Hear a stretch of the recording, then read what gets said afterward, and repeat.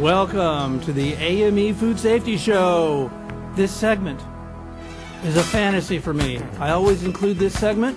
Why? Because I dream, I fantasize, I hope, I work for a brighter, safer food future. What is safe food? It's made by safe, moral people, not by immoral people. What does that mean for you? How can you distinguish a safe, moral food product from an immoral producer? That's hard. It's a challenge.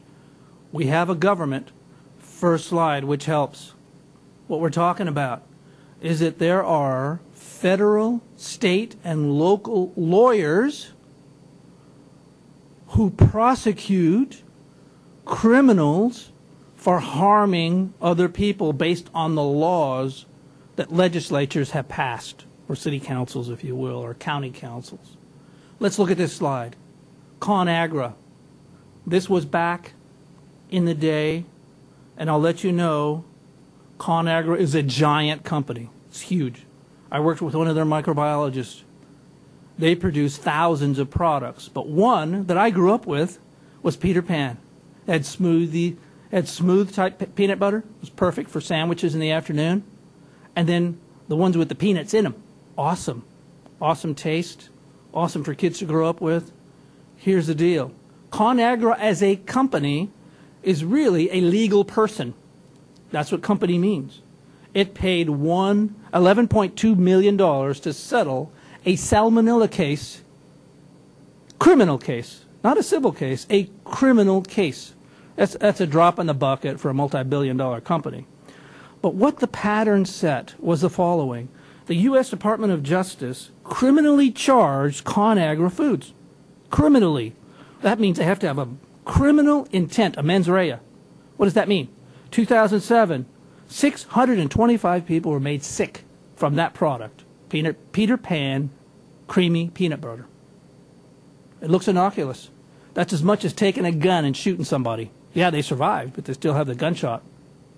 Let's think about what type of company would produce intentionally, that's what a criminal charge, they proved it, that beyond a reasonable doubt, that company intentionally produced an unsafe food. Next slide. It's also called adulterated food. It means food that will harm somebody. That's like pouring acid into food. It's like putting a chemical into a food that will harm people. Let's look at the Jensen brothers out of Colorado. These were two guys that were given a farm from their family to raise cantaloupes. If you haven't heard about this, you should have. 2011. It's 2015 right now. 2011 is just a short time ago. It takes some time to prosecute these criminal cases, but they sold the cantaloupes on the left of this slide. They have a netting. They negligently, stupidly, when you say negligent, you mean you're stupid. You didn't follow the protocols. Produce those cantaloupes in their relative's field. All right, what's the deal? And I know a lot about it because my partner represented and investigated for private industry that situation. There are a lot of reports on it, but the bottom line, 33 people died. One was a lady. She was pregnant with a little girl, so there were 2 females and many males. All the rest were males. 157 sick in many states because of these cantaloupes are contaminated with Listeria. The United States Department of Justice, that means lawyers that were paid to put people in jail that do bad things. They filed criminal charges against these 2 individuals. Of course, there were civil charges, and there were charges against them, their distributors, which include Walmart and Costco, the food inspecting company, which I won't tell you because they're one of my competitors, and other people, the ones who helped manufacture the equipment that they used. It was totally negligent. They all paid money. They're still paying. Many of the cases have not settled. But here's the deal. Those 2 guys got a criminal charge, which included a fine, and they included incarceration, a modified form, maybe not enough to you, but those 33 people who died, it's not enough for anything. They intentionally, according to the law, if they were convicted of a crime, murdered those people. Now, there are various types of murder. Maybe it wasn't intentional, maybe it was negligent, but the bottom line, 33 people are dead. And we call these contaminants. That's like putting a nail in those cantaloupes, and the people ate it. What is the deal here? We are starting as a government, as a thought process, as a legal body of knowledge to prosecute food prosecutors. Let's strike that. Prosecute food manufacturers. Personally, I'm for it. It'll help wake them up. Next slide. All right, here's one you should remember. This is a horrible case on 2 points.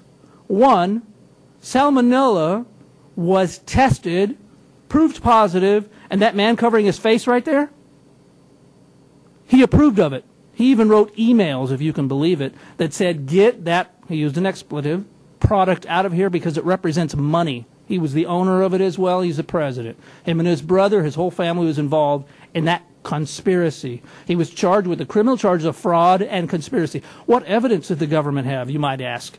Well, they had emails. They had phone calls. They had insiders. So from 2008 to 2009, they're still prosecuting this guy. He's been sentenced. He's been found guilty of crimes and 3 of his other co-conspirators. Here's the deal.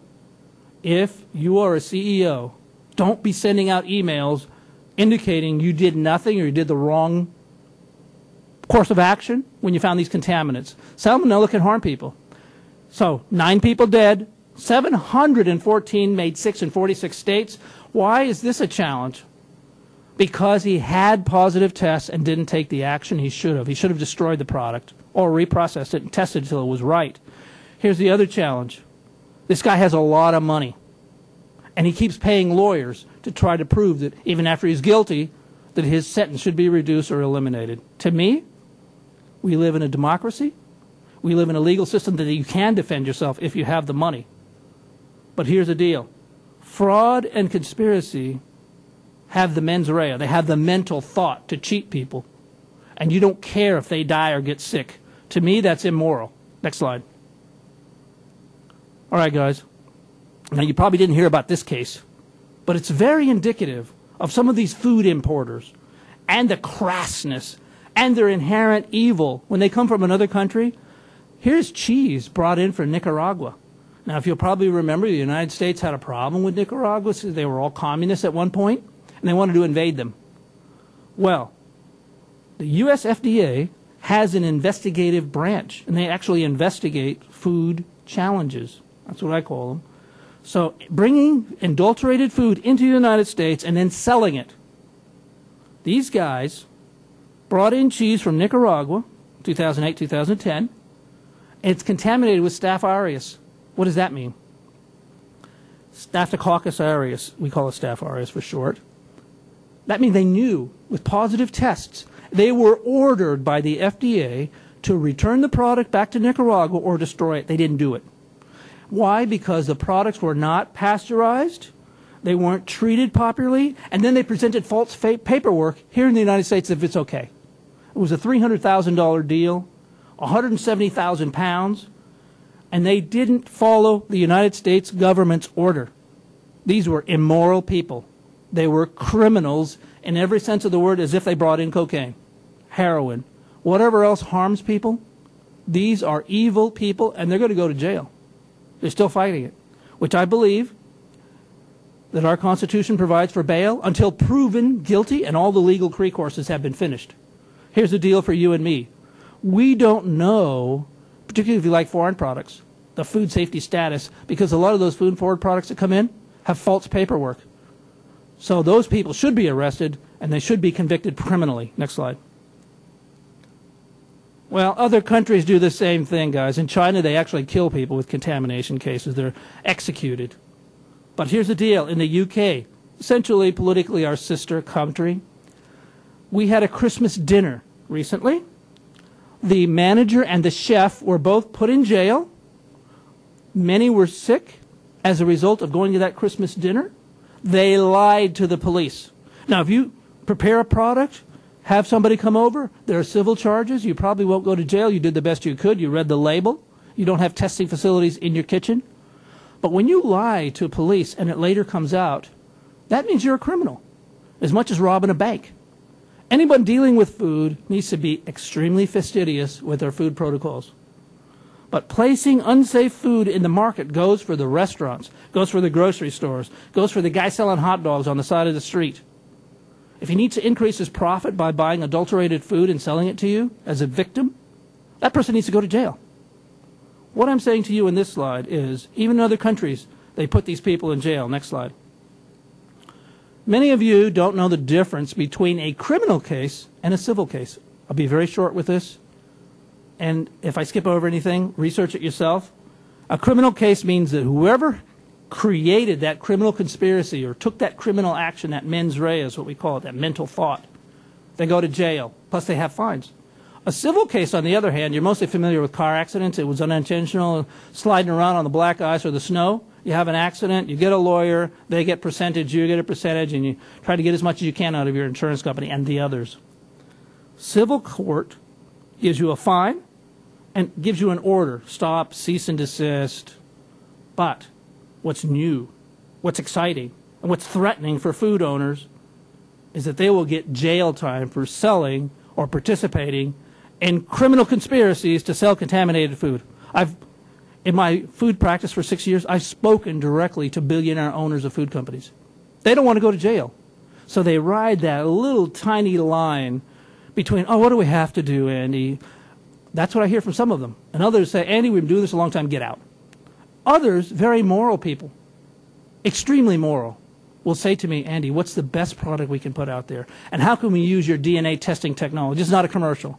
But I'm letting you know about the hearts of those people, the billionaires that want safe food to go out. They want to die. Many of them are older, with a safe conscience, a clear conscience that they didn't produce contaminated food. Next slide. Hey, guys, this is another example. Adwala, this guy on the right, Bill Mahler, he told me in an interview, and I had it with another show, he'd made $600 million from prosecuting civilly and criminally immoral companies. They're out there. You know what, guys? I want to leave you with this. He got $1.5 million years ago for E. coli out of Adwala, California company. Last one. My suggestions to you on the last slide. These two guys on the right, they produced eggs with salmonella with zero conscience. So what I'm saying to you, 62,000 people got sick 2 years ago. What do you think has happened to those guys? Keep your eyes open for food contamination. And if you're a producer, stop sloppy food safety practices. Think above yourselves and your profits in your 12-bedroom houses. Thank you very much.